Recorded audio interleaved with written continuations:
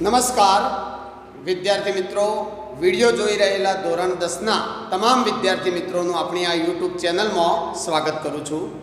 મિત્રો, આપણે અગાઉ ધોરણ 10 વિજ્ઞાનમાં પહેલું પ્રકરણ ભણી ગયા, રાસાયણિક પ્રક્રિયાઓ અને સમીકરણોનું. હવે જૂન માસના અભ્યાસક્રમમાં બીજું પ્રકરણ છે, પ્રકરણ નંબર 15, આપણું પર્યાવરણ. આ 15મું પ્રકરણ બોર્ડની પરીક્ષા માટે 3 ગુણનું છે, એટલે કે બોર્ડની પરીક્ષામાં આ પ્રકરણમાંથી 3 ગુણનું પૂછાશે. હવે આપણે આ આખા પ્રકરણમાં કયા કયા મુદ્દાઓનો અભ્યાસ કરવાના છીએ એની વાત કરીએ તો આપણે સૌથી પહેલાં સમજીશું પર્યાવરણ એટલે શું, પર્યાવરણ કોને કહેવાય. ત્યારબાદ આપણે જોઈશું નિવસન તંત્ર વિશે. ત્યારબાદ આહાર શૃંખલા અને આહાર જાળ વિશે અભ્યાસ કરીશું. ત્યારબાદ પર્યાવરણની જે સમસ્યાઓ છે, ઓઝોનના સ્તરમાં ઘટાડો થાય, કચરાનું વ્યવસ્થાપનની સમસ્યા હોય તો આવી બધી સમસ્યાઓની ચર્ચા કરીશું. અને છેલ્લે નકામો જે કચરો હોય એનું વ્યવસ્થાપન કેવી રીતે કરી શકાય, એ બધા મુદ્દા વિશે આખા પ્રકરણમાં આપણે ચર્ચા કરવાના છીએ. હવે જુઓ મિત્રો, પર્યાવરણની વાત કરીએ તો બાળક જ્યારથી સમજતું થાય ત્યારથી એને પર્યાવરણ અંગેનું જ્ઞાન આપવું જરૂરી છે. વિજ્ઞાન પછી ભણાવો તો ચાલશે, પણ પર્યાવરણનું જ્ઞાન સૌથી પહેલાં લેવું જરૂરી છે. અને એટલે જ તમે જુઓ કે જ્યારે બાળક પહેલા ધોરણમાં આવે, બીજા ધોરણમાં આવે ત્યારે એને વિજ્ઞાન વિષય ભણવામાં આવતો નથી, એને પર્યાવરણની ચોપડી ભણવાની હોય છે. એટલે કે વિદ્યાર્થી જ્યારથી સમજતો થાય ત્યારથી જ એને એની આસપાસ શું છે, પર્યાવરણ કોને કહેવાય, પર્યાવરણની જાળવણી કેવી રીતે કરવી જોઈએ, આવી બધી બાબતો એને નાનપણથી જ શીખવવામાં આવે છે. અને ત્યારબાદ બાળક જ્યારે આગળના ધોરણોમાં જશે ત્યારે એને વિજ્ઞાન ભણવાની શરૂઆત થાય છે. એટલે પર્યાવરણ એ આમ તો વિજ્ઞાનનો જ એક ભાગ છે, પણ પર્યાવરણનું શિક્ષણ વિજ્ઞાનમાં સૌથી મહત્ત્વનું ગણવામાં આવે છે. કારણ કે આપણે બધા જ એક ચોક્કસ પર્યાવરણમાં રહીએ છીએ અને એ પર્યાવરણ જળવાશે, એની જાળવણી થશે તો જ સજીવોનું અસ્તિત્વ ટકી રહેશે. એટલે પર્યાવરણ આમ ભલે 3 ગુણનો નાનો પાઠ હોય, અને પર્યાવરણના પાઠ તમે જોશો કે 8મામાં 9મામાં દરેક ધોરણોમાં પર્યાવરણના 1-2 પાઠ આવતા હોય છે. અને એ પાઠ છેલ્લે પ્રકરણોનો ક્રમ હોય એમાં છેલ્લે આ બધા પાઠો ભણવાના આવતા હોય છે. અને આ બધા પાઠ સ્વ અધ્યયન કરી શકાય એવા પાઠ હોય, આ માહિતીલક્ષી પાઠ હોય, એમાં કંઈ ટેકનિકલી કહીશું એવું સમજવાનું ના હોય. એટલે વિદ્યાર્થી જાતે પણ આવા પાઠ વાંચીને તૈયાર કરી શકે છે. હવે પર્યાવરણના પાઠ જ્યારે તમે ભણો ત્યારે માર્ક લાવવાની દૃષ્ટિથી ભણવાનું નથી, પણ તમે જે કંઈ ભણો છો એ બધું ગ્રહણ કરવાનું અને એનો રોજિંદા જીવનમાં ઉપયોગ કરવાનો છે, તો તમે સાચું પર્યાવરણનું જ્ઞાન મેળવ્યું કહેવાય. પરીક્ષામાં 3માંથી 3 માર્ક લાવી દેશો તો પર્યાવરણ ભણ્યા એવું ના સમજતા, પણ ખરા અર્થમાં તમે પર્યાવરણને ક્યારે ગ્રહણ કર્યું કહેવાશે તો જ્યારે તમે તમારા રોજિંદા જીવનમાં જે કંઈ ભણો છો એનો અમલ કરશો તો પર્યાવરણનો સાચો અભ્યાસ કર્યો કહેવાશે. તમને એક ઉદાહરણ આપું. મેં પોતે એક ઘટના નોંધેલી છે. ગઈ સાલ મેં આ પર્યાવરણનો પાઠ ભણાવ્યો, એના પછી આ પાઠની એક કસોટી લીધી હતી 20 ગુણની. હવે આ 20 ગુણની કસોટીમાં ઘણા બધા વિદ્યાર્થીઓ હતા જેમને 20માંથી 20 ગુણ મેળવ્યા હતા. એટલે કે પર્યાવરણનો પાઠ આખો એમને સરસ તૈયાર કરી અને પૂરા માર્ક મેળવ્યા હતા. હવે એક વિદ્યાર્થી હતો, થોડો મસ્તીખોર વિદ્યાર્થી હતો, એને આમ હોશિયાર હતો એટલે 20માંથી 20 ગુણ મેળવ્યા હતા. બીજો એક વિદ્યાર્થી હતો જે ભણવામાં થોડો નબળો હતો, એટલે એને 5 ગુણ મેળવ્યા હતા. હવે હું રોજ આ પાઠ ભણાવ્યા પછી અવલોકન કરતો હતો કે વિદ્યાર્થીઓ ખરેખર પર્યાવરણને જીવનમાં ઉતારે છે કે નહીં એનું ઉદાહરણ શોધવા હું રોજ નિરીક્ષણ કરતો હતો. તો એકવાર મને જોવા મળ્યું કે ફ્રી પિરિયડ હશે ગમે તે, બાળકો નીચે બેઠા હતા. બોકડામાં એ 20માંથી 20 ગુણ મેળવનાર એક હોશિયાર વિદ્યાર્થી હતો, એ બેઠો હતો. અને એના બાજુમાં જ બીજો એક વિદ્યાર્થી જેને 5 ગુણ મળ્યા હતા એ બેઠો હતો. હવે થોડી વાર પછી એ વિદ્યાર્થીઓ કંઈક વાતો કરતા હતા. હોશિયાર વિદ્યાર્થીએ પોતાના ખિસ્સામાંથી પેન કાઢી અને પેનથી કંઈક હાથમાં લીટો કરતો હતો. હવે પેન ચાલતી નહોતી, સાઈ પૂરી થઈ જઈ છે, પેન ચાલતી નહોતી. એટલે એ વિદ્યાર્થીએ, જેને 20 ગુણ મેળવ્યા છે, એ વિદ્યાર્થીએ એ પેન નીચે ફેંકી દીધી અને પેન નીચે ફેંકી અને એ મેદાનમાં રમવા જતો રહ્યો. ત્યારબાદ બીજો જે વિદ્યાર્થી હતો જેને 5 ગુણ મેળવ્યા હતા એ વિદ્યાર્થીને થયું કે આ પેન જ્યાં ત્યાં પેલા વિદ્યાર્થીએ ફેંકી છે તો એને આપણે યોગ્ય જગ્યાએ ફેંકીએ. એટલે 5 માર્ક લાવવાવાળો વિદ્યાર્થી એ પેન લઈ અને એને કચરા પેટીમાં એ પેન નાખી દીધી. હવે તમે જુઓ મિત્રો, 20માંથી 20 ગુણ લાવવાવાળો વિદ્યાર્થી અને સામે 20માંથી 5 ગુણ લાવવાવાળો વિદ્યાર્થી, જે નપાસ થયો કહીએ આપણે, એ વિદ્યાર્થી, તો બંનેમાંથી સાચું પર્યાવરણનું જ્ઞાન, આ પાઠ જેને સાચા અર્થમાં ગ્રહણ કર્યો છે, એ તમે બે વિદ્યાર્થીમાંથી કોને કહી શકશો? તો ભલે પૂરા માર્ક તમે લાવો, તમે ભણો છો કે ભાઈ કચરો જ્યાં ત્યાં ફેંકવો ના જોઈએ, પરીક્ષામાં પ્રશ્ન પૂછાય તો તમે લખો પણ છો કે ભાઈ કચરો જ્યાં ત્યાં ના ફેંકાય, કચરો કચરા પેટીમાં ફેંકવો જોઈએ, માર્ક પણ તમે પૂરા લાવો છો, પણ તમે એ વાતનો અમલ કરતા નથી અને કચરો જ્યાં ત્યાં ફેંકો છો. તો એવા પૂરા ગુણ લાવ્યા હોય તો પણ તમે પર્યાવરણ ભણ્યા કહેવાય નહીં. એના કરતાં તો 0 માર્ક કે 5 માર્ક લાવવાવાળો વિદ્યાર્થી હોય પણ એ જે કંઈ શીખ્યો છે એનો અમલ કરતો હોય તો ખરા અર્થમાં એ વિદ્યાર્થીએ પર્યાવરણનું જ્ઞાન પ્રાપ્ત કર્યું કહેવાય. તો મિત્રો, આ બધા પાઠ માત્ર પરીક્ષાની દૃષ્ટિએ ના ભણતો, પરીક્ષાલક્ષી ન બનાવતો, જે કંઈ તમે એમાં ભણો છો એ બધું પોતાના જીવનમાં અમલમાં મૂકજો અને તમારા ઘરના સભ્યો કે તમારા મિત્રોને પણ જે કંઈ સારી બાબતો હોય કે જે પર્યાવરણને જાળવવામાં મદદરૂપ થાય છે, પર્યાવરણને બચાવવામાં મદદરૂપ થાય છે, તો એ બધી વાતો, એ બધી માહિતી એમના સુધી પણ પહોંચાડજો. ટૂંકમાં કહીએ તો પર્યાવરણમાં જે તમે ભણો છો એનો સૌથી પહેલો અમલ પોતે કરવાનો અને અન્યને પણ અમલ કરે એ રીતે પ્રોત્સાહિત કરતા રહેશો તો આવા પાઠ અભ્યાસક્રમમાં મૂકેલા છે જેનો હેતુ પરિપૂર્ણ થશે. ચલો હવે આપણે સીધા પોઈન્ટ ઉપર આવીએ. તો આજે આપણે પર્યાવરણ એટલે શું સમજીશું અને નિવસન તંત્ર એટલે શું, એ બે મુદ્દાની ચર્ચા આજે આપણે કરવાના છીએ. પહેલાં વાત કરીએ પર્યાવરણ એટલે શું, પર્યાવરણ કોને કહીશું? તો પર્યાવરણ શબ્દ જ આપણને સમજાવે છે કે પર્યાવરણ છે શું. તમે જુઓ, ગુજરાતીમાં જુઓ, પર્યાવરણની સંધિ છૂટી પાડશો ગુજરાતીની રીતે તો પરી વત્તા આવરણ. પરી વત્તા આવરણ. પરી એટલે આપણી આસપાસનું, આપણી ચારે બાજુ, આપણી આસપાસ જે છે એને આપણે પરી કહીએ. અને આવરણ એટલે પડ.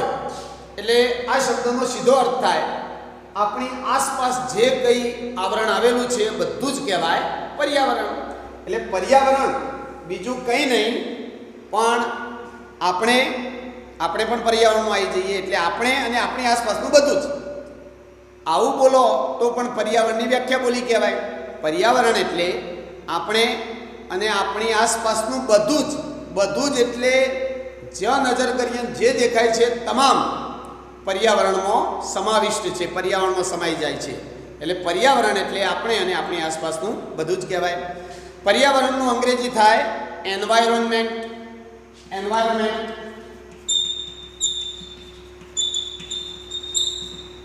આ અંગ્રેજી શબ્દ મૂળ એક ફ્રેન્ચ શબ્દ છે એન્વાયરોન.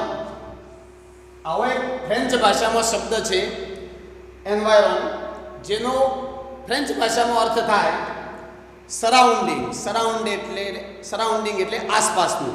તો અંગ્રેજીમાં પણ પર્યાવરણનો અર્થ થાય છે કે આપણી આસપાસ જે કંઈ છે એ બધું જ પર્યાવરણ કહેવાય છે. પર્યાવરણમાં જ બધા અન્ય આવરણોનો સમાવેશ થઈ જાય છે.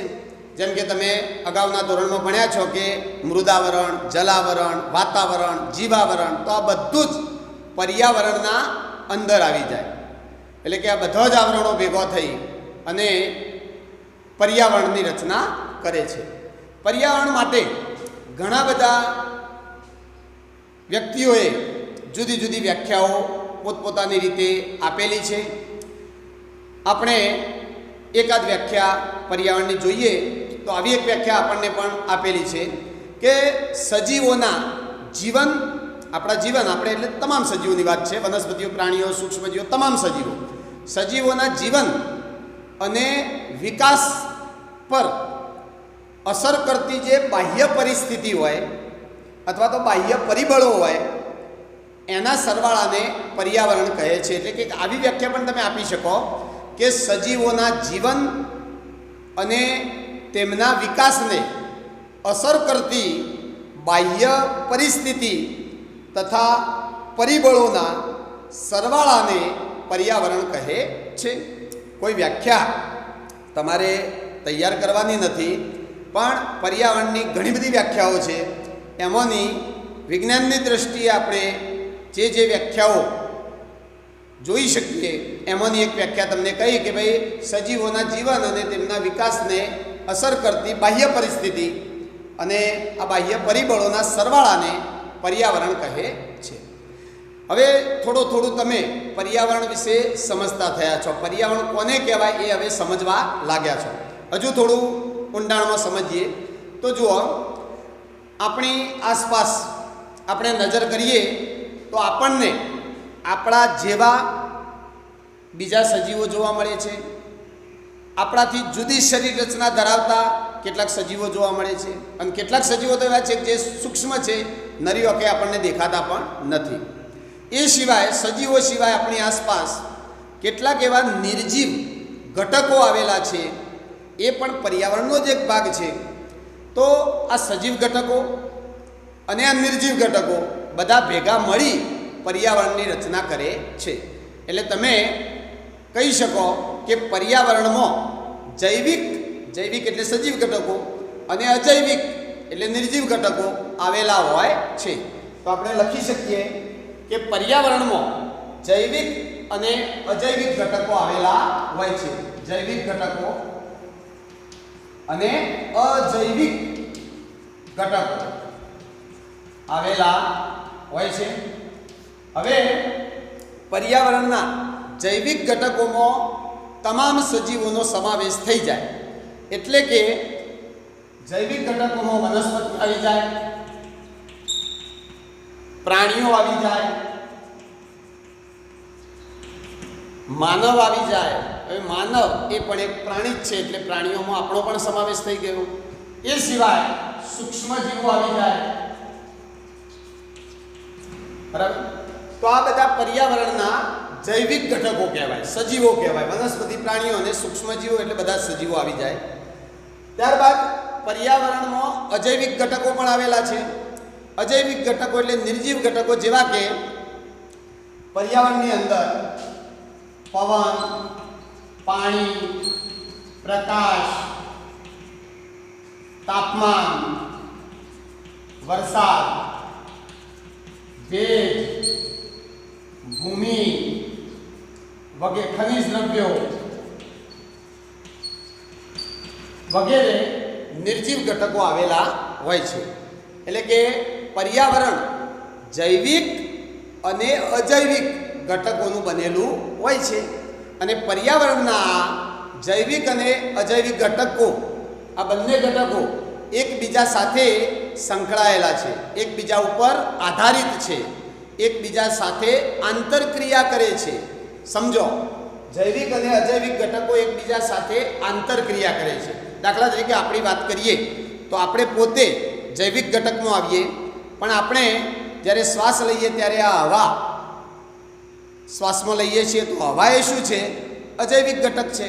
પછી આપણે જે ભૂમિ પર રહીએ છીએ એ ભૂમિ શું છે? અજૈવિક ઘટક છે. આપણે પાણી પીએ છીએ તો પાણી શું કહેવાય? અજૈવિક ઘટક કહેવાય. સૂર્યનો પ્રકાશ પૃથ્વી ઉપર પહોંચે છે જે અજૈવિક ઘટક કહેવાય. તો મિત્રો, જૈવિક અને અજૈવિક ઘટકો એકબીજા સાથે આંતરક્રિયા કરે છે અને એકબીજા ઉપર આધારિત હોય છે. હવે આ જૈવિક અને અજૈવિક ઘટકો જે છે એમની સમતુલા જળવાઈ રહેશે, એટલે કે એમાં બેલેન્સ જળવાઈ રહેશે તો જ પર્યાવરણની સમતુલા જળવાય છે. એટલે કે પર્યાવરણની સમતુલા જાળવવા માટે જૈવિક અને અજૈવિક ઘટકોમાં સમતુલા જળવાઈ રહેવી જરૂરી છે. ત્યારબાદ આપણે જોઈએ કે આ પૃથ્વી બહુ વિશાળ છે.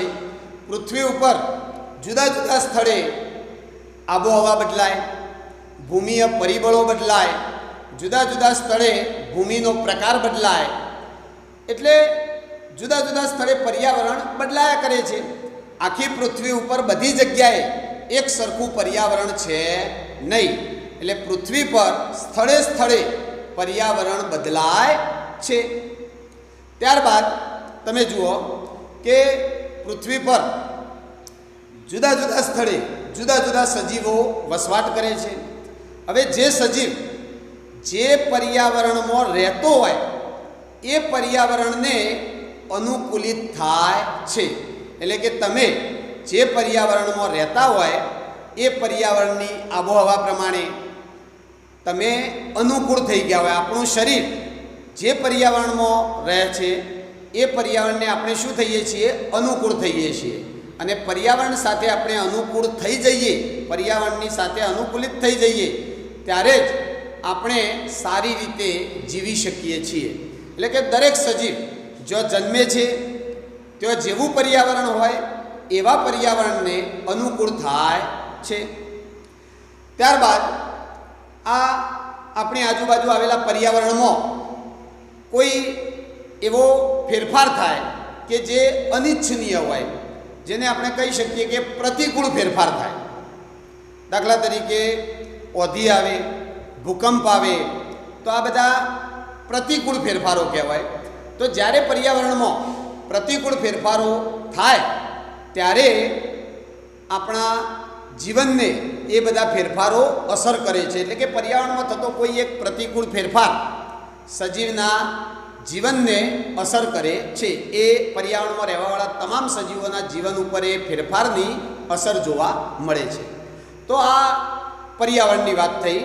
એટલે તમે હવે પર્યાવરણ વિશે ઘણું બધું જાણતા થઈ ગયા છો, પર્યાવરણને સમજવા લાગ્યા છો કે પર્યાવરણ કોને કહેવાય. હવે આપણે આગળનો મુદ્દો લઈએ, નિવસન તંત્ર. નિવસન તંત્રને અંગ્રેજીમાં ઇકોસિસ્ટમ કહેવામાં આવે છે. ઇકોસિસ્ટમ.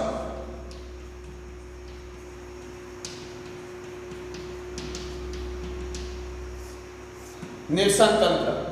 ચલો, નિવસન તંત્ર એટલે શું એ સમજીશું. નિવસન તંત્રના પ્રકારો કયા કયા હોય એ સમજીશું.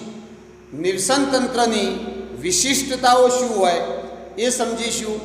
અને નિવસન તંત્રમાં જે ઘટકો આવેલા હોય એ ઘટકોની પણ આપણે વિસ્તૃત માહિતી મેળવીશું. તો નિવસન તંત્રમાં આપણે 4 બાબતો ઉપર ખાસ ધ્યાન આપીશું. એક તો નિવસન તંત્રની વ્યાખ્યા જોઈશું, ત્યારબાદ નિવસન તંત્રના વ્યાખ્યા જોયા બાદ નિવસન તંત્રના પ્રકાર જોઈશું, નિવસન તંત્રની વિશિષ્ટતાઓ જોઈશું અને નિવસન તંત્રના ઘટકોની ચર્ચા કરીશું. આ 4 બાબતોનો અભ્યાસ કરીશું એટલે આપણે નિવસન તંત્ર વિશે બધું સમજવા લાગીશું. નિવસન તંત્ર કોને કહેવાય એ સંપૂર્ણ રીતે સમજી શકીશું. તો જુઓ, નિવસન તંત્ર ઇકોસિસ્ટમ એટલે શું? આ પૃથ્વી ઉપર ઘણા બધા એટલે અસંખ્ય નિવસન તંત્રો આવેલા છે. નિવસન તંત્રો એટલે એક એવી સિસ્ટમ, એક એવો વિસ્તાર કે જેમાં જૈવિક ઘટકો આવેલા હોય, અજૈવિક ઘટકો આવેલા હોય, અને એ જૈવિક અને અજૈવિક ઘટકો એકબીજા ઉપર આધાર રાખતા હોય, એકબીજા સાથે આંતરક્રિયા કરતા હોય. તો આવી જે એક સિસ્ટમ બનેલી હોય એને કહેવાય નિવસન તંત્ર. આવું જે તંત્ર બન્યું હોય કે જે તંત્રમાં જૈવિક ઘટકો છે, અજૈવિક ઘટકો છે, અને આ જૈવિક અને અજૈવિક ઘટકો એકબીજા ઉપર આધારિત હોય, એકબીજા સાથે આંતરક્રિયા કરતા હોય, તો એવા આખા તંત્રને આપણે નિવસન તંત્ર કહીએ છીએ. હવે નિવસન તંત્રની વ્યાખ્યા જોઈએ તો જુઓ, નિવસન તંત્રમાં બધા જ સજીવો આવી જશે. બધા જ સજીવો અને એમની સાથે સંકળાયેલું જે ભૌતિક પર્યાવરણ છે એ બે ભેગું મળી જે તંત્ર બને એને નિવસન તંત્ર કહે છે. એની એક્ઝેક્ટ વ્યાખ્યા જોઈ લઈએ તો જુઓ, નિવસન તંત્ર એટલે બધા જ સજીવો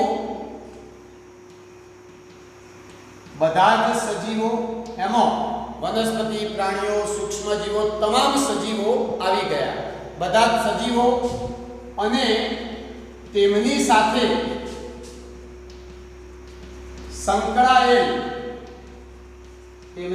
સંકળાયેલ ભૌતિક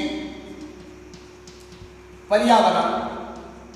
આ ભૌતિક પર્યાવરણમાં બધા અજૈવિક ઘટકો આવેલા છે. તો બધા જ સજીવો અને તેમની સાથે સંકળાયેલ ભૌતિક પર્યાવરણ ભેગા મળી જે આંતરક્રિયા તંત્ર બનાવે છે તેને નિવસન તંત્ર કહે છે. જો સમજો, નિવસન તંત્રમાં બધા જ સજીવો આવી જાય એટલે જૈવિક ઘટકો આવી ગયા, તથા એમની સાથે સંકળાયેલ ભૌતિક પર્યાવરણની અંદર અજૈવિક ઘટકો પણ આવેલા છે. આ જૈવિક અને અજૈવિક ઘટકો ભેગા મળી જે આંતરક્રિયા તંત્ર બનાવે છે. એટલે કે એવું એક તંત્ર બનાવે છે કે જે તંત્રમાં જૈવિક અને અજૈવિક ઘટકો વચ્ચે આંતરક્રિયા થતી રહે છે. તો એવા આંતરક્રિયા તંત્રને નિવસન તંત્ર કહે છે. એને કહેવાય નિવસન તંત્ર. હવે આવો નિવસન તંત્રો ઘણા બધા આ પૃથ્વી ઉપર આવેલા છે. આ નિવસન તંત્રોના જો પ્રકાર જોઈએ તો વસવાટના આધારે એના પ્રકાર આ પ્રમાણે આપણે પાડી શકીએ છીએ. એટલે કે નિવસન તંત્રના પ્રકારોની વાત કરીએ તો વસવાટના આધારે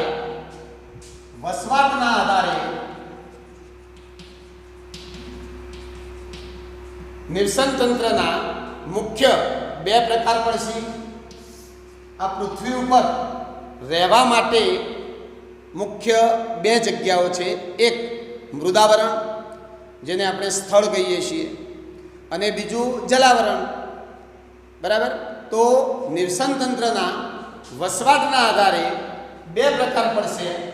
એક આવશે સ્થળજ નિવસન તંત્ર અને બીજું જલજ નિવસન તંત્ર અથવા જલીય નિવસન તંત્ર. હવે સ્થળજ નિવસન તંત્ર હોય એમાં પાછા પેટા પ્રકાર પડશે, કારણ કે આ પૃથ્વી ઉપર મૃદાવરણ બધે એક સરખું છે નહીં. મૃદાવરણનો કોઈ એવો ભાગ છે કે જ્યાં ઘણા બધા વૃક્ષો આવેલા છે જેને આપણે જંગલ કહીએ છીએ. પછી મૃદાવરણના કોઈ ભાગ ઉપર ઘાસ આવેલું હોય તો એને આપણે તૃણભૂમિ કહીએ છીએ.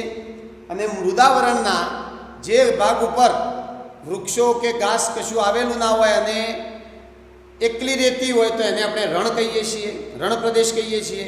તો એ રીતે સ્થળજ નિવસન તંત્રના ત્રણ પ્રકાર પડશે. એક જંગલનું નિવસન તંત્ર, બીજું રણનું નિવસન તંત્ર અને ત્રીજું તૃણભૂમિનું નિવસન તંત્ર, તૃણભૂમિ. તો આવા સ્થળજ નિવસન તંત્રો 3 પ્રકારના હોય, જંગલ, રણ અને તૃણભૂમિનું નિવસન તંત્ર.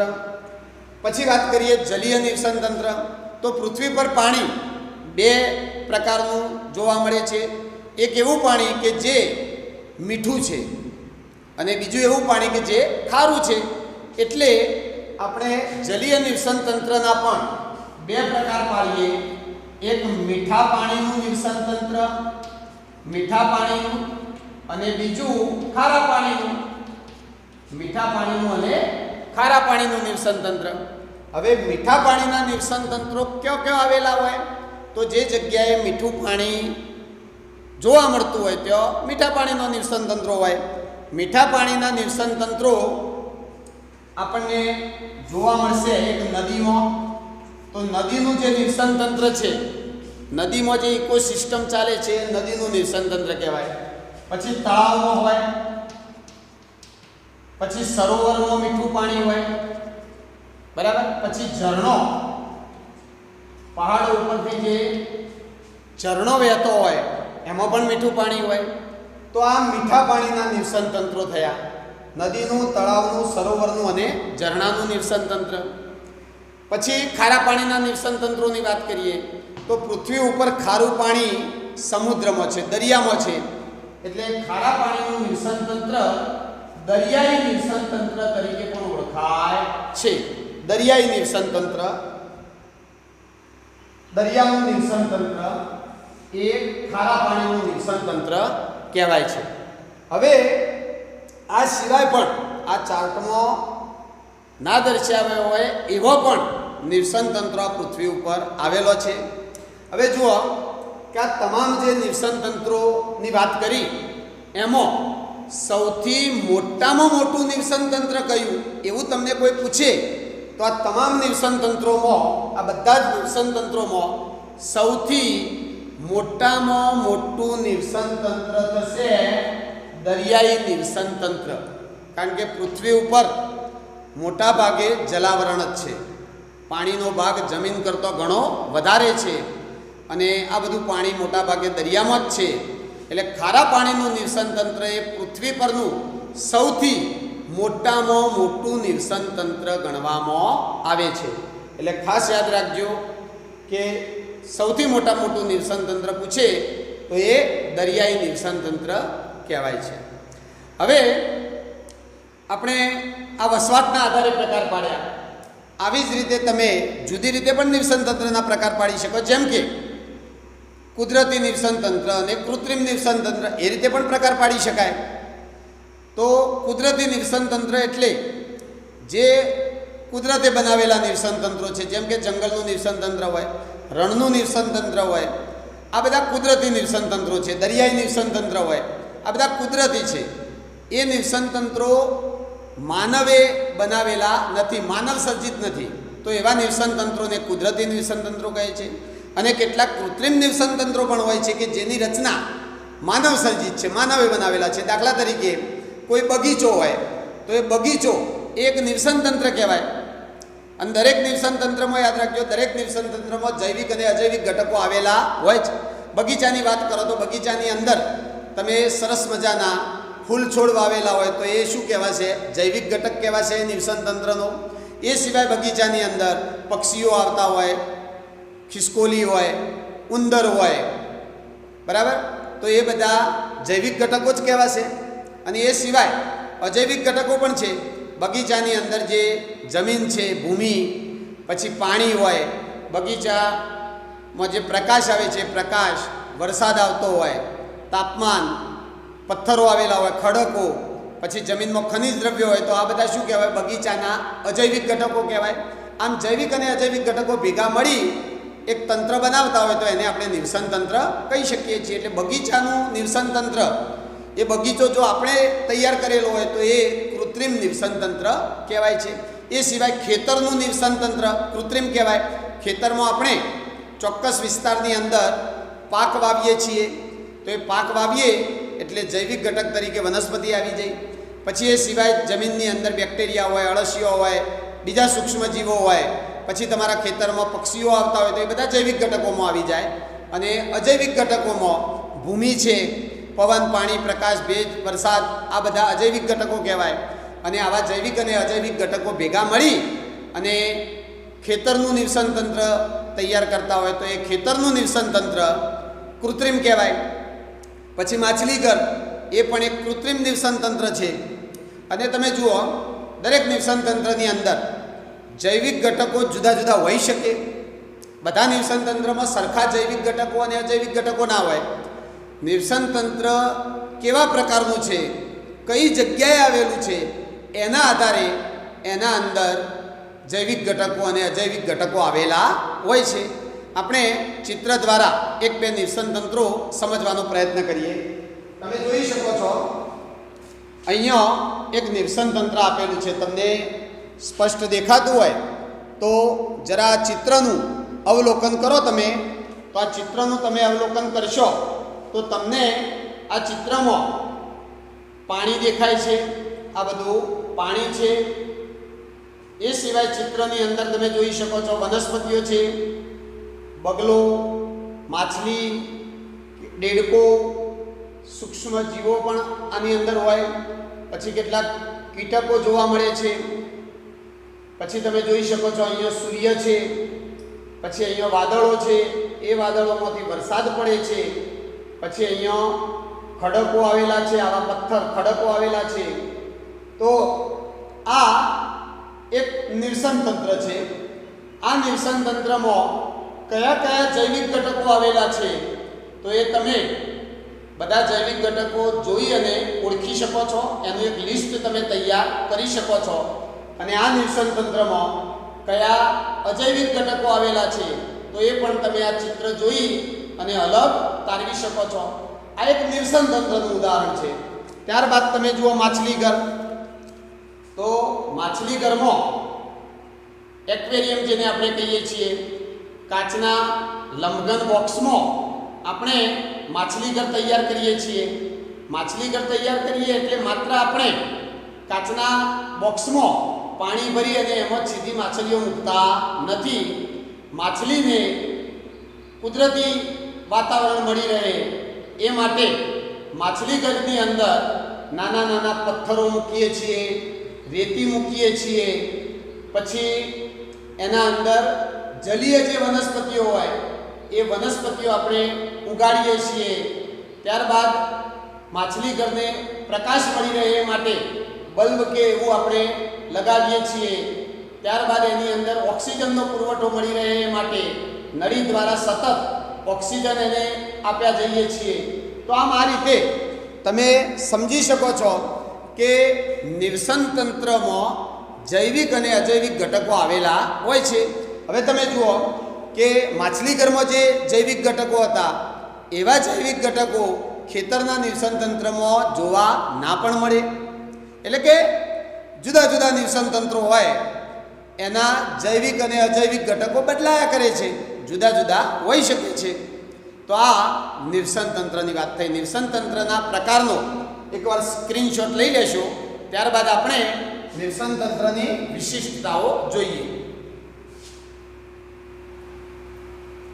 ચાલો હવે ધ્યાન રાખો. હવે આ જે નિવસન તંત્રો છે એમની વિશિષ્ટતાઓ શું હોય? તો નિવસન તંત્રો માટે આપણે કહી શકીએ કે નિવસન તંત્રોનું કદ નાનું હોઈ શકે અને મોટું પણ હોઈ શકે. એટલે કે નિવસન તંત્રો કદમાં નાના અથવા મોટા હોઈ શકે છે. માછલીઘર તો નાનું નિવસન તંત્ર કહેવાય. પછી દરિયાનું નિવસન તંત્ર તો ખૂબ મોટું કહેવાય. એટલે નિવસન તંત્ર કદમાં નાનું કે મોટું હોઈ શકે છે. પછી દરેક નિવસન તંત્રને એક વિશિષ્ટ બંધારણ હોય છે. પછી દરેક નિવસન તંત્રની અંદર જૈવિક અને અજૈવિક ઘટકો આંતરક્રિયા કરતા હોય છે, એકબીજા ઉપર આધાર રાખતા હોય છે. અને દરેક નિવસન તંત્ર હોય એ અન્ય નિવસન તંત્ર સાથે ભળેલું હોય છે. આ સમજજો ખાસ કે નિવસન તંત્ર સ્વતંત્ર નથી, એને બીજા નિવસન તંત્રો સાથે સંબંધ છે. એટલે કે એક નિવસન તંત્ર બીજા નિવસન તંત્ર સાથે ભળેલું હોય છે. તમે સમજો કે તમારા ખેતરનું નિવસન તંત્ર હોય. હવે તમે ખેતરમાં પાક ઉગાડેલો છે, એ પાક ઉપર પક્ષીઓ બેસે છે. હવે એ પક્ષીઓ માત્ર ખેતરના જ નિવસન તંત્રમાં રહેવાના નથી. એ પક્ષીઓ ઉડી અને તળાવમાં પાણી પીવા જાય તો તળાવના નિવસન તંત્રમાં પણ એ જવાના છે. ત્યાંથી ઉડીને બીજા કોઈ નિવસન તંત્રમાં પણ જવાના છે. એટલે ટૂંકમાં કહીએ તો નિવસન તંત્રના જે જૈવિક ઘટકો હોય એ જૈવિક ઘટકો કોઈ એક જ નિવસન તંત્ર સાથે જોડાયેલા હોય એવું બની શકે નહીં. એ જૈવિક ઘટકો બીજા નિવસન તંત્રો સાથે પણ સંકળાયેલા હોય છે. એટલે ટૂંકમાં આપણે કહીએ તો એક નિવસન તંત્ર બીજા અન્ય નિવસન તંત્ર સાથે ભળેલું હોય છે. તો આ નિવસન તંત્રની વિશિષ્ટતાઓ થઈ. હવે આપણે છેલ્લી અગત્યની વાત કરવાના છીએ નિવસન તંત્રના ઘટકો. ઘટકો તો આપણને ખ્યાલ જ છે કે ભાઈ નિવસન તંત્રમાં બે પ્રકારના ઘટકો હોય, જૈવિક અને અજૈવિક. પણ આ ઘટકોની વિગતે ચર્ચા કરીએ, આપણે એને વિસ્તૃત રીતે સમજવાનો પ્રયત્ન કરીએ તો નિવસન તંત્રના જૈવિક અને અજૈવિક ઘટકો વિશે આપણે ડિટેલમાં સમજીએ. હવે જુઓ, નિવસન તંત્રના અજૈવિક ઘટકો. ચલો જુઓ, પહેલા વાત કરીએ નિવસન તંત્રના બે ઘટકો હોય. એક છે અજૈવિક ઘટકો,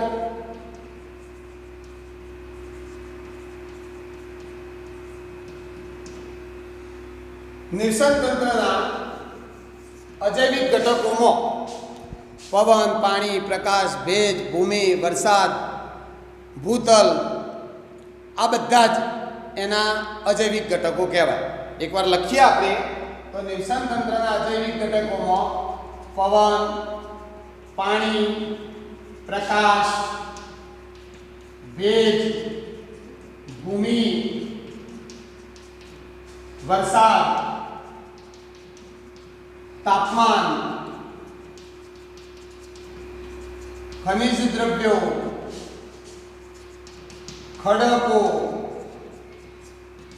વગેરે આ બધા નિવસન તંત્રના અજૈવિક ઘટકો થયા કે જેને આપણે નિર્જીવ ઘટકો કહીએ છીએ. હવે વાત કરીએ નિવસન તંત્રના જૈવિક ઘટકોની. તો જો નિવસન તંત્રમાં બીજો ઘટક છે જૈવિક ઘટક. જૈવિક ઘટકો, ચાલો આની આપણે વિસ્તૃત ચર્ચા કરવાના છીએ. નિવસન તંત્રના અજૈવિક ઘટકો. તો જુઓ, નિવસન તંત્રના જૈવિક ઘટકો. જૈવિક ઘટકો એટલે સજીવોની વાત કરવાના છીએ.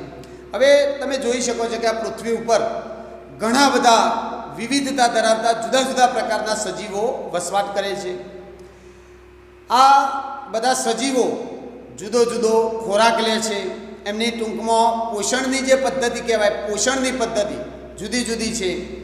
અને એના આધારે આપણે કહી શકીએ કે આ બધા સજીવો જે છે એમનું પણ વર્ગીકરણ કરવું જરૂરી છે. એટલે કે નિવસન તંત્રના જૈવિક ઘટકોને આપણે પોષણ પદ્ધતિના આધારે 3 ભાગમાં વિભાજિત કરીએ તો એના 3 ભાગ આ પ્રમાણે આપણે પાડી શકીશું કે એક તો પોષણના આધારે એના 3 પ્રકાર પાડીએ. જૈવિક ઘટકોના આપણે 3 પ્રકાર પાડીએ તો જુઓ તમે,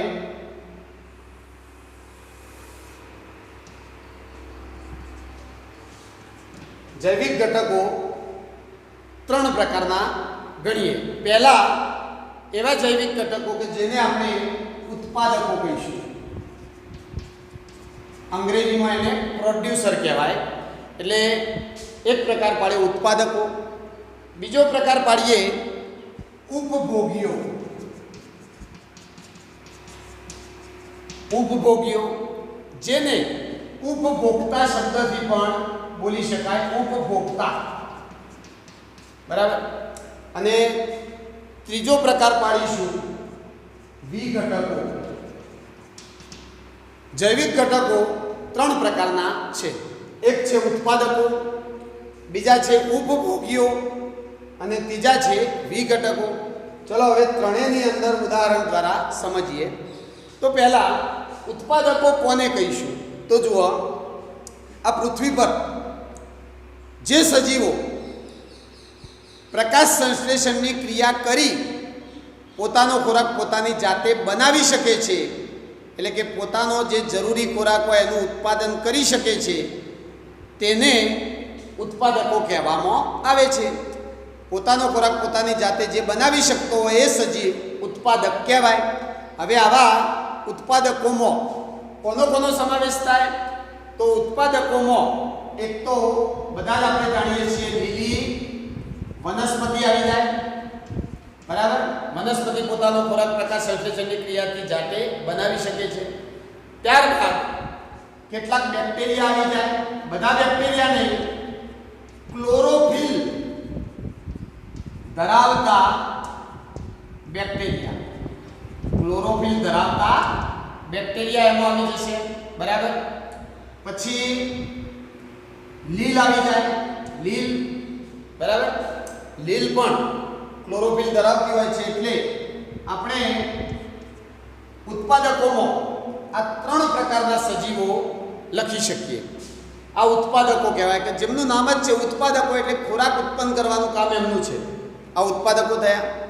ત્યારબાદ વાત કરીએ બીજો જૈવિક ઘટક ઉપભોગીઓ. ઉપભોગીઓનો અર્થ થાય કે પોતે ખોરાક બનાવતા ના હોય. હવે પોતે ખોરાક ના બનાવતા હોય એનો અર્થ થાય કે પોતે પ્રકાશ સંશ્લેષણની ક્રિયા કરી શકતા નથી. એમના કોષમાં ક્લોરોફિલ નામનું દ્રવ્ય આવેલું હોતું નથી. પોતે ખોરાક નથી બનાવતા તો ખોરાક માટે ઉત્પાદકો ઉપર આધાર રાખતા હશે. ઉત્પાદકો ઉપર આધાર રાખતા હશે તો એવા જે સજીવો હોય કે જે પોતે ખોરાક બનાવતા નથી અને ખોરાક માટે પ્રત્યક્ષ કે પરોક્ષ રીતે ઉત્પાદકો ઉપર આધાર રાખે છે. સમજો, પ્રત્યક્ષ કે પરોક્ષ રીતે. પ્રત્યક્ષ એટલે દાખલા તરીકે આપણી વાત કરીએ ને, આપણે શાકાહારી હોય તો આપણે સીધો જ વનસ્પતિનો તૈયાર કરેલો ખોરાક આપણે લઈએ છીએ, એ પ્રત્યક્ષ કહેવાય. કીટકો હોય, કીટકો એ કીટકો શું કરશે? વનસ્પતિ જે હોય એનો સીધો ખોરાક તરીકે ઉપયોગ કરે છે કીટકો. એટલે કીટકો સીધા પ્રત્યક્ષ વનસ્પતિ સાથે સંકળાયેલા છે. એટલે આપણે કહી શકીએ કે ભાઈ કીટકો પ્રત્યક્ષ રીતે ઉત્પાદકો પાસેથી ખોરાક લે છે. હવે તમે જુઓ પરોક્ષ શબ્દ, કે આ કીટકોનો ખોરાક તરીકે ઉપયોગ કરશે. દાખલા તરીકે દેડકો કોઈ વનસ્પતિ ખાતો નથી, પણ એ કીટકોને ખોરાક તરીકે લે છે, કીટકો ખાય છે. તો એ પરોક્ષ રીતે, એ સીધો ઉત્પાદક સાથે સંકળાયેલો નથી, પણ આડકતરી રીતે તમે જુઓ તો એને જે ખોરાક મળે છે એ ખોરાક ઉત્પાદકોના કારણે જ મળે છે. કારણ કે દેડકો કીટકોને ખાય, પણ એ કીટકોનું અસ્તિત્વ ક્યારે ટકી શકે છે? જ્યારે કીટકો વનસ્પતિ ખાય ત્યારે. એટલે દેડકો ભલે સીધી વનસ્પતિ ના ખાતો હોય, પરંતુ પરોક્ષ રીતે એ ખોરાક તો મેળવે છે ઉત્પાદકો પાસેથી જ. એટલે આ ઉપભોગીઓ કોને કહેવાય? તો ઉપભોગીઓ એટલે જે સજીવો પ્રત્યક્ષ કે પરોક્ષ રીતે ઉત્પાદકો પાસેથી ખોરાક મેળવતા હોય તેમને આપણે ઉપભોગીઓ અથવા તો ઉપભોક્તા તરીકે ઓળખીએ છીએ. હવે ઉપભોગીઓમાં ઘણા બધા પ્રકારના સજીવો આવે છે. તો એનું આપણે જો વર્ગીકરણ કરીએ તો ઉપભોગીઓની અંદર આપણે આગળ ભાગ પાડીએ તો આપણને 4 પ્રકારના જુદા જુદા સજીવો જોવા મળશે. એક આવશે તૃણાહારી, જેને આપણે શાકાહારી કહીએ છીએ, કે જેમનો ખોરાક વનસ્પતિ છે, સીધા જ પ્રત્યક્ષ વનસ્પતિ સાથે સંકળાયેલા છે, તૃણાહારી. બીજા આવશે મોસાહારી. ત્રીજા આવશે સર્વાહારી. સર્વાહારી એટલે જેને આપણે મિશ્રાહારી પણ કહી શકીએ. વનસ્પતિએ ખાતા હોય અને મોસાએ ખાતા હોય એવા મિશ્રાહારી. ત્યારબાદ ચોથો પ્રકાર જોઈએ પરોપજીવીઓ. પરોપજીવીઓ આવા 4 પ્રકાર ઉપભોગીઓમાં પાડીએ. હવે સમજો દરેક. ચલો તૃણાહારી. તો તૃણાહારી એટલે ગાય હોય, સસલું હોય, હરણ હોય, ભેંસ હોય, પછી કીટકો હોય, એ બધા વનસ્પતિને ખોરાક તરીકે ગ્રહણ કરે છે. એટલે એ બધા શાકાહારી કહેવાય. શાકાહારી કહેવાય. અને આવા જે શાકાહારી હોય એવા ઉપભોગીઓ આ ઉપભોક્તાની શ્રેણીમાં પહેલા જ આવે છે. એટલે તમે આ તૃણાહારી પ્રાણીઓને પ્રાથમિક કક્ષાના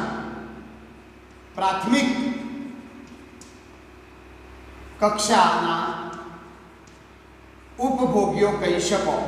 પ્રાથમિક કક્ષાના ઉપભોગીઓ કહેવાય. પહેલામાં પહેલા ઉપભોગીઓની અંદર પહેલી કક્ષાના આ કહેવાય, કારણ કે સીધો વનસ્પતિનો ખોરાક તરીકે ઉપયોગ કરે છે, એટલે આ પ્રાથમિક કક્ષાના ઉપભોગીઓ કહેવાય. ત્યારબાદ મોસાહારીઓ સીધી વનસ્પતિ ખાતા નથી. મોસાહારી પ્રાણીઓ કીટકો ખાતા હોય અથવા અન્ય બીજા કોઈ પ્રાણીઓને ખાતા હોય. તો મોસાહારી જે પ્રાણીઓ છે એમને આપણે દ્વિતીય કક્ષાના ઉપભોગીઓ કહીએ છીએ. એ શું કહેવાય? દ્વિતીય કક્ષાના ઉપભોગીઓ. ઉપભોગીઓની અંદર એમની કક્ષા બીજી. બરાબર. હવે મોસાહારીઓમાં પણ પ્રકાર પડશે. મોસાહારીઓમાં આપણે જો પ્રકાર પાડીએ તો મોસાહારીઓમાં પણ આ રીતે પેટા પ્રકાર પાડીએ તો પ્રાથમિક મોસાહારી, પ્રથમ કક્ષાના મોસાહારી, દ્વિતીય કક્ષાના, તૃતીય કક્ષાના, ચતુર્થ કક્ષાના, આવી રીતે પ્રકાર પાડી શકીએ. આ મોસાહારીના અંદર પ્રકાર પાડ્યા. સમજો તમે. ચલો પ્રાથમિક કક્ષાનો મોસાહારી કોને કહેવાય? તો દાખલા તરીકે દેડકો છે એ પ્રથમ કક્ષાનો મોસાહારી કહેવાય. અને દેડકો ઉપભોગીઓમાં કઈ કક્ષામાં આવશે? દ્વિતીય કક્ષામાં. બરાબર. આ બધા જ મોસાહારી પ્રાણીઓ ઉપભોક્તાની અંદર ઉપભોગી તરીકે વાત કરીએ તો દ્વિતીય કક્ષામાં આવશે. અને એ મોસાહારીઓમાં દેડકો આપણે પ્રાથમિક મોસાહારી ગણીએ, કારણ કે દેડકો તૃણાહારી પ્રાણીઓને ખોરાક તરીકે લે છે. કીટકોને બધા તૃણાહારી કહેવાય, એમને ખોરાક તરીકે દેડકો લેશે તો દેડકો શું કહેવાય? પ્રાથમિક મોસાહારી. ટૂંકમાં પ્રાથમિક મોસાહારી એટલે જે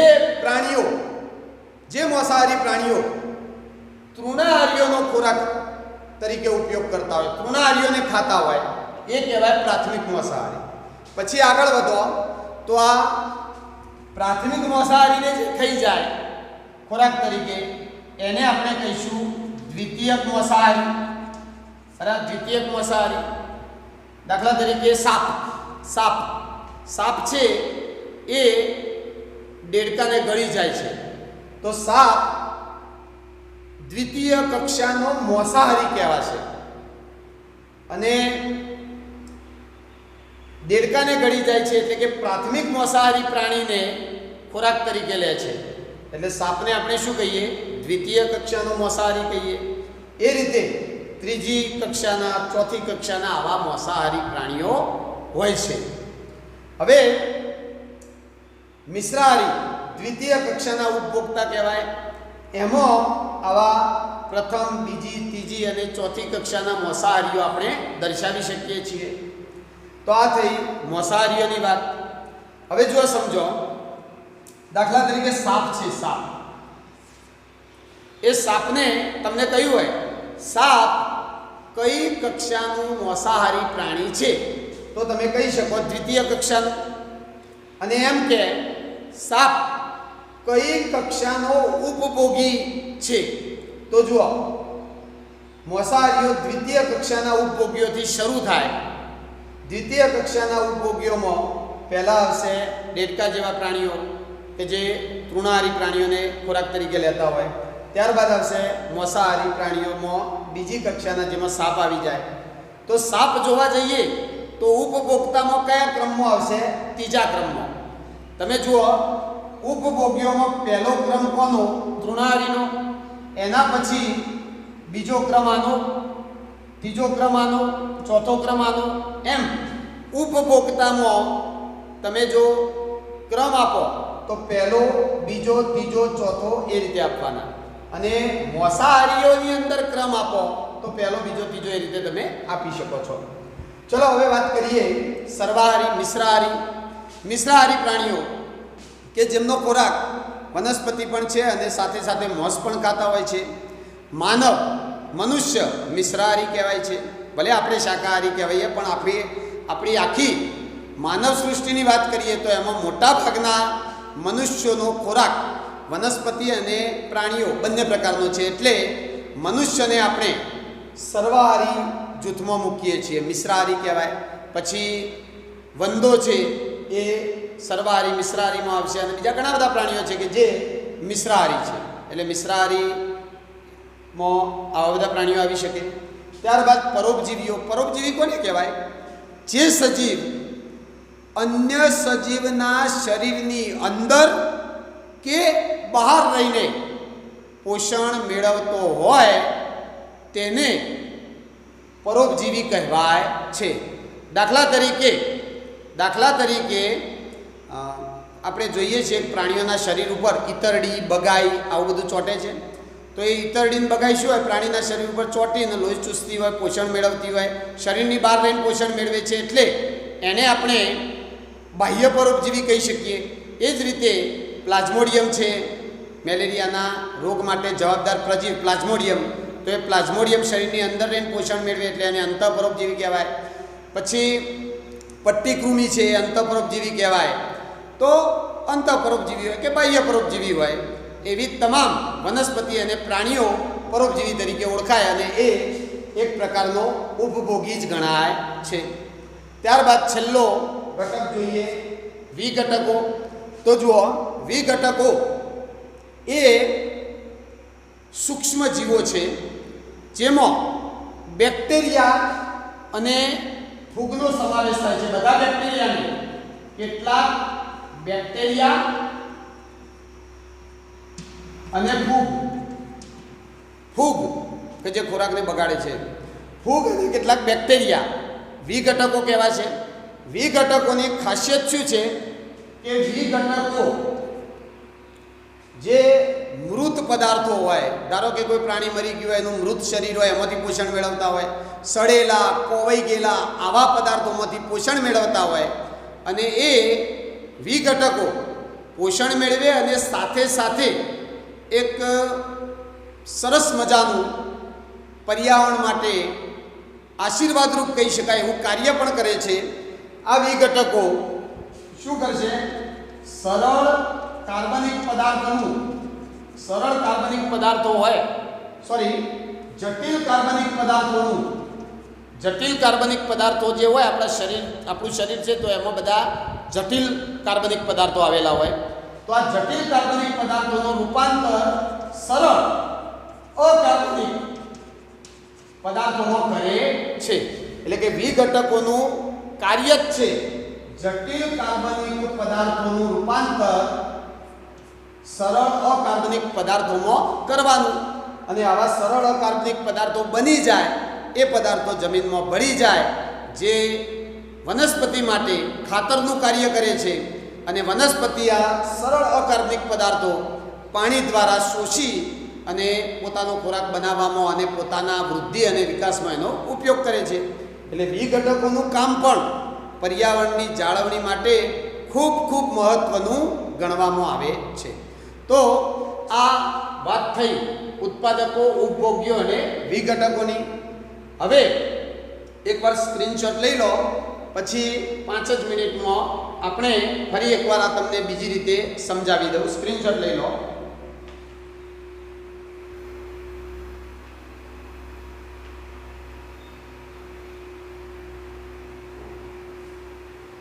ચાલો જો મિત્રો, હવે આ જ વસ્તુ ઉત્પાદક, ઉપભોગ્યો અને વિઘટકો વિશે બીજી રીતે સમજીએ, ઉદાહરણથી સમજીએ. સમજો. ચલો, વનસ્પતિ છે. આ વનસ્પતિને ખોરાક તરીકે કીટકો ખાય છે. કીટકો એનો ખોરાક તરીકે ઉપયોગ કરે છે. કીટકોને ખાય છે દેડકા જેવા પ્રાણીઓ. બરાબર. દેડકાને સાપ ગળી જાય, સાપને બાજ, ગીધ, સમડી જેવા પ્રાણીઓ સાપને ખોરાક તરીકે ઉપયોગમાં લે છે. અને જ્યારે આ બધા જ સજીવો મૃત્યુ પામે ત્યારે આ તમામના મૃતદેહમાંથી પોષણ મેળવવાવાળા જે છે એ કેટલાક બેક્ટેરિયા અને ફૂગ છે. બરાબર. હવે આપણે આ આખો ક્રમ તમે જુઓ, સમજો, આમાંથી બધી સમજ પડી જશે તમને. ચલો, હવે આ આખા ક્રમને આપણે ઉત્પાદકો, ઉપભોગ્યો અને વિઘટકોમાં વહેંચીએ. તો જુઓ તમે, વનસ્પતિ શું કહેવાશે? પોતે ખોરાક બનાવે છે એટલે વનસ્પતિને આપણે ગણીશું ઉત્પાદક. આ શું કહેવાશે? ઉત્પાદક. ત્યારબાદ કીટકો પોતે ખોરાક બનાવતા નથી. આ પણ પોતે ખોરાક નહીં બનાવે, આ પણ નહીં બનાવે, આ પણ નહીં બનાવે. તો આ બધા જ અહીંયાથી અહીંયા સુધી આ બધા જ શું કહેવાશે? ઉપભોગ્યો. આ બધા છે ઉપભોગ્યો. અને છેલ્લે આ જે બેક્ટેરિયા, ફૂગ છે એને આપણે વિઘટકો કહીએ છીએ કે આ આવી જશે વિઘટકોમાં. બરાબર. તો જુઓ, ઉત્પાદક, ઉપભોગ્યો અને વિઘટકો એવા 3 ભાગ પડી ગયા. ચલો, હવે જુઓ તમે, આ ઉત્પાદક છે, આ ઉપભોગ્યો છે. ઉપભોગ્યોમાં ક્રમ આપીએ તો આ કીટક પ્રથમ કક્ષાનો ઉપભોગી કહેવાય. આ કીટક શું કહેવાય છે? પ્રથમ કક્ષાનો. પ્રથમ કક્ષા માટે હું એક લખું તો પ્રાથમિક કક્ષાનો ઉપભોગી. બરાબર. પ્રાથમિક કક્ષાનો ઉપભોગી. આને કઈ કક્ષાનો ઉપભોગી કહીશું? બીજી કક્ષાનો ઉપભોગી. સાપ તૃતીય કક્ષાનો ઉપભોગી કહેવાય. બાજ ચોથી કક્ષાનો ઉપભોગી કહેવાય. ઉપભોક્તાની અંદર આપણે ઉપભોગ્યોની અંદર ક્રમ આપી દીધા, પહેલો, બીજો, ત્રીજો અને ચોથો. આ પ્રાથમિક ઉપભોક્તા, દ્વિતીય ઉપભોક્તા, એ રીતે. હવે જે પ્રાથમિક ઉપભોક્તા હોય, પ્રાથમિક ઉપભોગી હોય એને આપણે તૃણાહારી કહીએ છીએ. એટલે આ તૃણાહારી થઈ ગયો. આ શું થઈ ગયું? તૃણાહારી. જ્યારે બાકીના બધા જ ઉપભોક્તા મોસાહારી કહેવાશે. એટલે કે અહીંથી મોડી અને અહીંયા સુધીના બધા મોસાહારી કહેવાશે. આ બધા મોસાહારી થયા. હવે મોસાહારીઓમાં જો કક્ષાઓ પાડવી હોય તો દેડકો એ મોસાહારીઓના જૂથમાં પહેલો છે. એટલે દેડકાને પ્રાથમિક મોસાહારી કહેવાય. પ્રાથમિક મોસાહારી પ્રાણી.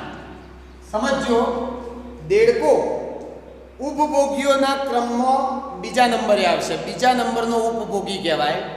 પણ મોસાહારીમાં પ્રથમ કક્ષામાં આવી જશે. ત્યારબાદ આપણે મોસાહારીમાં બીજો ક્રમ આપીએ. સાપને દ્વિતીય કક્ષાનો મોસાહારી ગણીએ. બરાબર. આને તૃતીય કક્ષાનો મોસાહારી ગણીએ.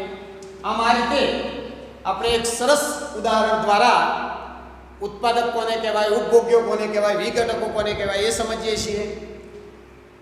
ત્યારબાદ ઉપભોગ્યોની અંદર ક્રમ સમજી શકીએ છીએ, મોસાહારીઓમાં ક્રમ સમજી શકીએ છીએ. અને તમે જુઓ કે છેલ્લે આ વિઘટકો જે છે એ જટિલ કાર્બનિક સંયોજનોનું સરળ અકાર્બનિક સંયોજનોમાં રૂપાંતર કરશે. એ સંયોજનો જમીનમાં ભળી જશે અને એનો ઉપયોગ કોણ કરશે? વનસ્પતિઓ. એટલે તમે જુઓ તો આ વિઘટકોએ જે સરળ અકાર્બનિક દ્રવ્યો બનાવ્યા એનો સીધો ઉપયોગ કોણ કરશે? વનસ્પતિઓ મૂળ દ્વારા એ દ્રવ્યો પાણી સાથે શોષે છે અને પોતાના વૃદ્ધિ વિકાસમાં એનો ઉપયોગ કરે છે. એટલે આમ આપણે જોઈએ તો બધા ઘટકો એકબીજા સાથે સંકળાયેલા છે અને કુદરતમાં આવો ખોરાકને ધ્યાનમાં રાખી આવો ચોક્કસ ક્રમ જોવા મળતો નથી. આપણે આગળના તાસમાં વાત કરીશું એટલે તમે સમજી શકશો કે એવો નિયમ ના હોય કુદરતમાં કોઈ કે ભાઈ દેડકો છે એ કીટકો જ ખાય, એવો નિયમ ના હોય. દેડકાની ઈચ્છા થાય તો વનસ્પતિ પણ ખાઈ શકે. પછી સાપ, તો એને લખ્યા પેલું નથી કે સાપ હોય એ દેડકાને જ ગળે, એટલે કે દેડકા જેવા પ્રાણીઓને જ ખોરાક તરીકે લેવું ના હોય. દેડકા જેવા પ્રાણીઓ ના મળે તો સાપ એક કક્ષા કૂદકો મારી અને કીટકોને પણ ખાઈ જાય. એટલે ટૂંકમાં કહીએ તો આ જે ખોરાક માટે આપણે જે કક્ષાઓ પાડીએ છીએ એવો ક્રમ કુદરતમાં જળવાતો નથી. એટલે કે આવું સોકડ જેવું બંધારણ કુદરતમાં જોવા મળતું નથી. બધું એકબીજામાં મિશ્ર થઈ જાય છે અને આહાર જાળની રચના થાય છે. આહાર જાળ અને આહાર શૃંખલા, આ બે મુદ્દા આપણે નવા તાસમાં ભણીશું. એકવાર સ્ક્રીનશોટ લઈ લેશો અને આજનો આ તાસ પૂરો થયો. હવે જીવ વિજ્ઞાનનો પાઠ છે એટલે બરાબર 2 વખત 3 વખત વિડીયો ખાલી સાંભળશો તો પણ આખો પાઠ, દરેક મુદ્દા, બધા નવા નવા શબ્દો સારી રીતે યાદ રહી જશે.